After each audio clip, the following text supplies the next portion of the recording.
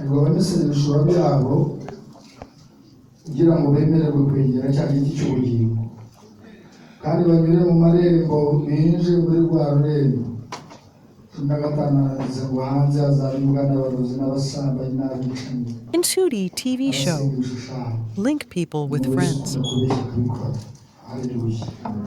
Haleluya. Umuririmbyi wa 405 mu ndirimbo zo gushimisha Imana hari igitero cya nyuma kivuga ngo bagenzi tube maso duhore twiteguye n'ukurinda ntabushu ayowe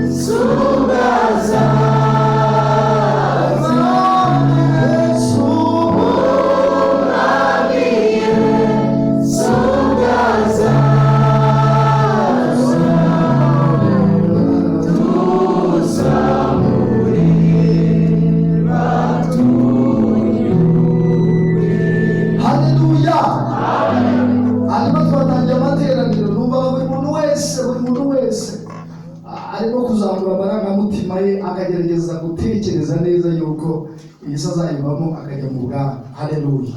Twari bivuga ngo ni ukuri ko tuzabona umunezero tubonye Yesu. Haleluya. Ibyo bintu byose tuba turirimba ni ibintu tuba twatura tukabyatira Imana irimo kutwumva. Igihe turimo Yesu yakivuze neza, nusoma ubwiza bw'umugabo Matayo mu bice byaho 21 ku murongo 37 na 5 manuka hasi, yaravuze ngo uko iminsi ya Nowa yari iri, uko iminsi ya Nowa yari iri, umwana w'umuntu n'ubundi azaza, uko iminsi ya Nowa yari iri niko n'uyu munsi bigaragara yuko ari ku iminsi. Yaravuze mu icyo gihe uko iminsi ya Nowa yari, ngo barashyingiraga, ngo bararyaga, ngo baranywaga, ngo bararongoraga, ngo kugeza igihe ngo Nowa yinjiriye mu nkuge ntibabimenya, wanyuma ngo umwuzure uraza urabatwara. Haleluya. Uko niko kuza k'umuntu kuri. Haleluya. Yesu ntabwo azigera aza abantu bafite inzara. Pawulo abwira Abatesalonike arababwira ngo bazabavuga nta mahoro, ngo nta kibi kiriho, ngo niko kurimbuka kuzahera ko kubatungure mu nkubise bitungura umugore. Ikintu cyantangaje arababwiye ngo kandi nta muntu n'umwe uzigera abirokoka. Haleluya. Hanyuma twese turabaririmbyi turabavuga ubutumwa, ariko njyewe nje kubabwira ngo mube maso. Haleluya.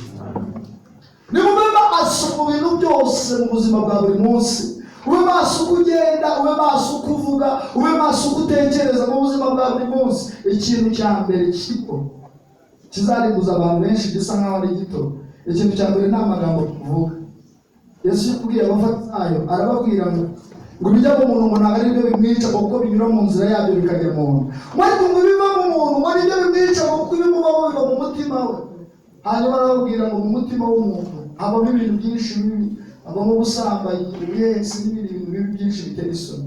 Ariko usoma imigani n'uba ibice biri ku murongo wa 23 niba nibeshye, iyo ndirimbo Korali Umurinzi tumenye aranditse ngo rinda umutima wawe kuruta ibindi bintu byose birindwa, ngo kubera ko iby'ubugingo ariho bigize gute, ariho bikomoka mu buzima bwa buri munsi. Irinze umutima wawe imirimo mibi yose yo gukiranirwa ntabwo ushobora kwigira, kandi imirimo yose y'abanyangeso mbi ntabwo ushobora kwemera ko yinjira mu mutima wawe. Haleluya. Haleluya. Esawu yabivuze neza, ngo nuko umunyabyaha ntareka ingeso ze, umuntu wese warinze umutima we ntabwo iryo tegeko rimureba.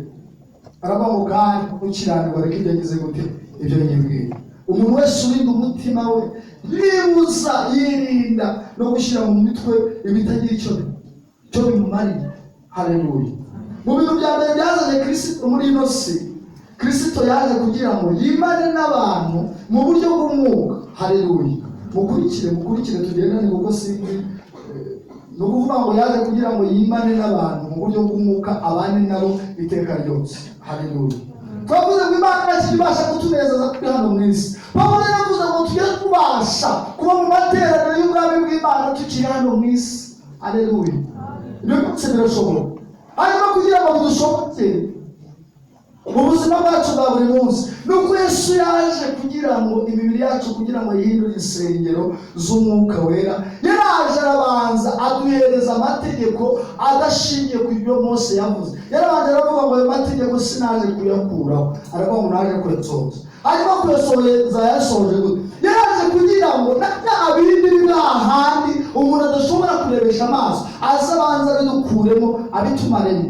Niyo mpamvu we yavuze abantu bakavuga ngo gusambana umuntu yagufataga akagufatana kwabaye kuba abagabo babiri, icyo ngicyo cyari igihano cy'uko icyaha gikoze. Ariko Yesu abyitegereje aravuga ngo reka kugira ngo mbe mu bantu banjye, aravuga ngo reka banze bari mu bushizi bw'isoni no gukiranirwa kose, arangira araza abahereza itegeko rishya.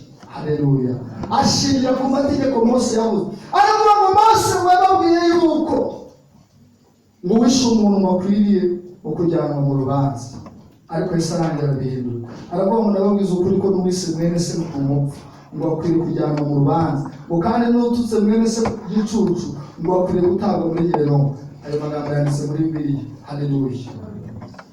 Ayo niyo mategeko mashya Kristo yatuze. Azagera ku byaha byinshi bigiye bitandukanye. Agera ku cyaha cy'ubusambanyi cyane cyane yogoje ibintu muri kirangiye. Abantu benshi mu mitwe yabo ibintu biva mu byarabaye byinshi.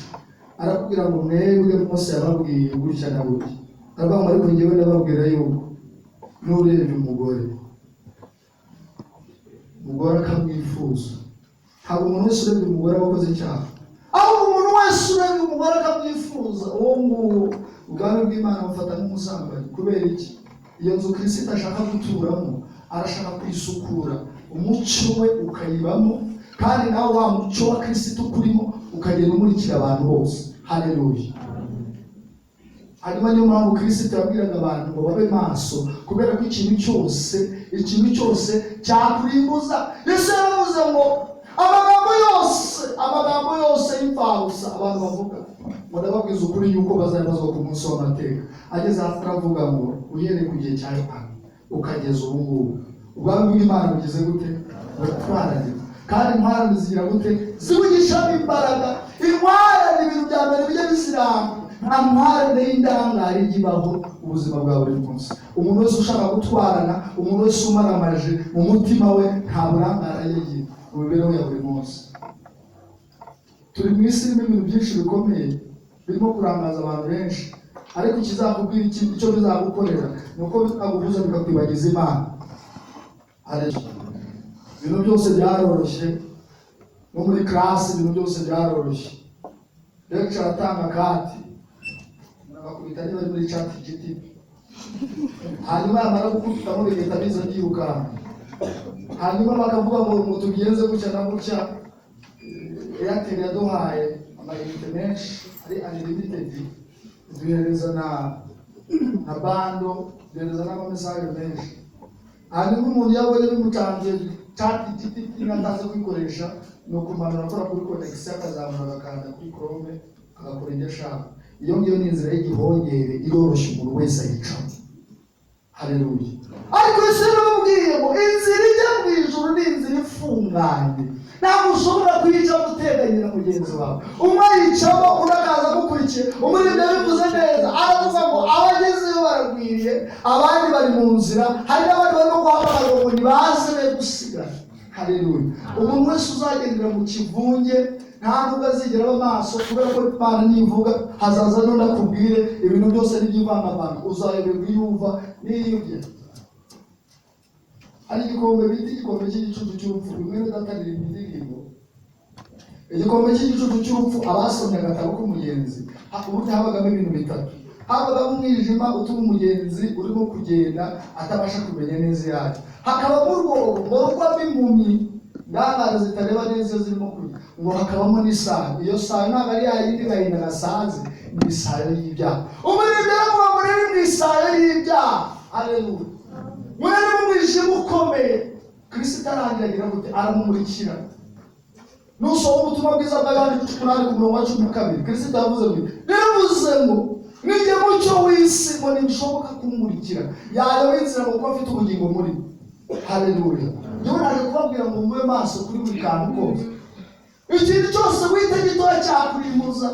Muzi umukobwa witwa Mikali.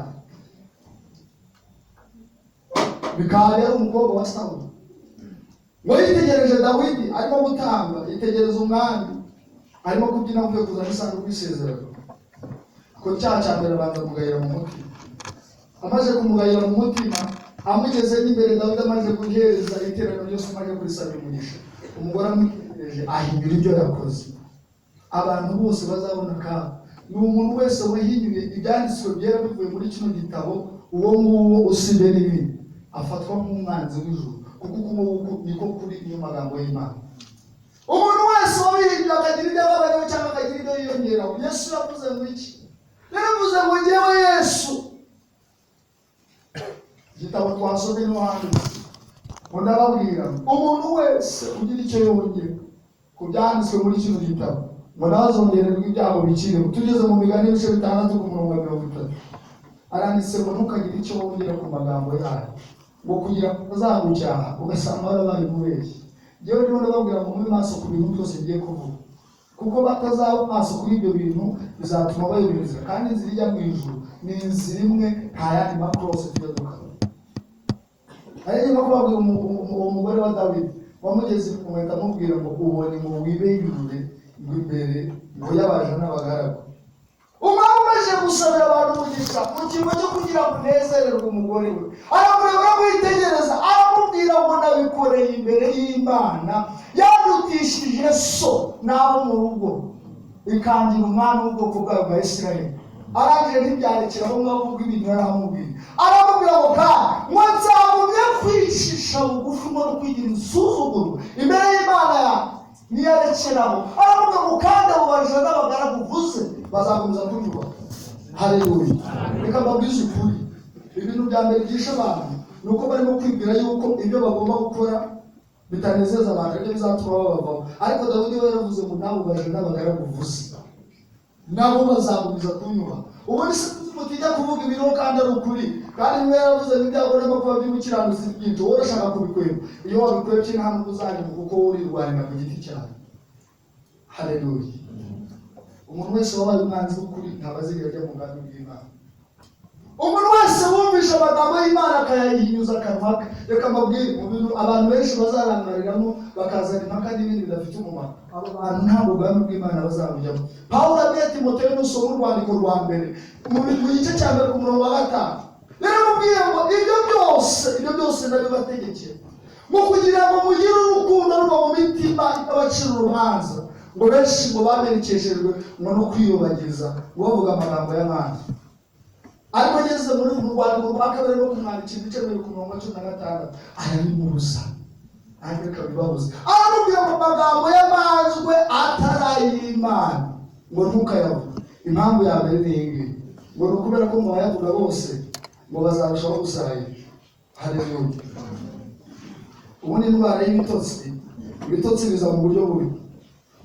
Hari umuntu usinzira ari uyu mubiri urushye bisanzwe, ariko hari n'usinzira yanyanye. Buri umuntu usinzira ngo ibitekerezo.